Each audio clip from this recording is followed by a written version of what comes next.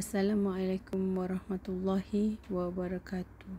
Saya Baby Freskayani alias Izyani binti Kaliwan, berasal dari Beaufort, Sabah, berumur 43 tahun dan saya merupakan seorang pensyarah di Jabatan Kejuruteraan Awam Politeknik Kota Kinabalu.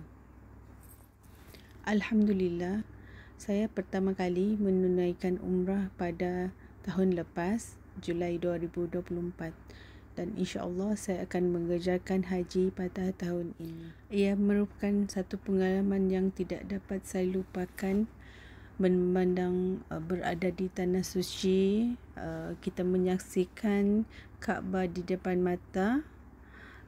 Dia satu perasaan yang tidak dapat digambarkan. Hati saya terbuka untuk menyertai SPSU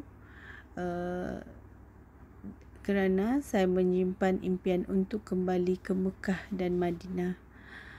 Dengan menjadi mutawifah, saya bukan sahaja dapat menjejakkan kaki ke bumi suci, tetapi juga membawa orang lain untuk melaksanakan suruhan Allah Subhanahu wa Ta'ala, satu amanah dan peluang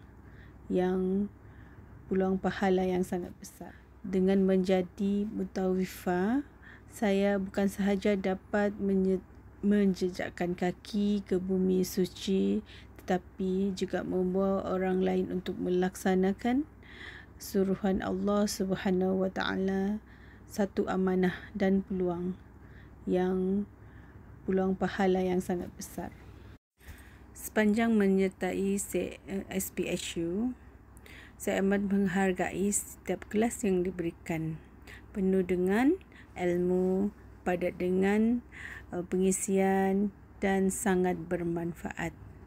Ia membantu saya memperdalam kefahaman tentang ibadah, umrah dan haji. Bukan sahaja dari sudut hukum, tapi juga dari sudut praktikal dan rohani. Saya yakin ramai yang berimpian di luar sana untuk menjadi mutawif atau mutawifah.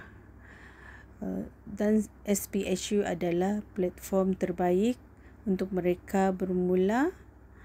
Ilmunya jelas, pembimbingnya berpengalaman dan jemaah SPSU sangat menyokong antara satu sama lain.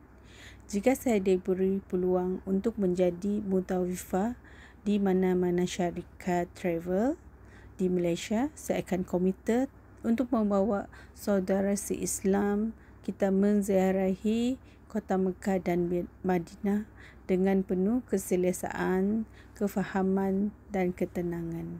Saya ingin menjadi pembimbing yang bukan sahaja menyampaikan ilmu, tetapi menyentuh hati dan memudahkan urusan jemaah.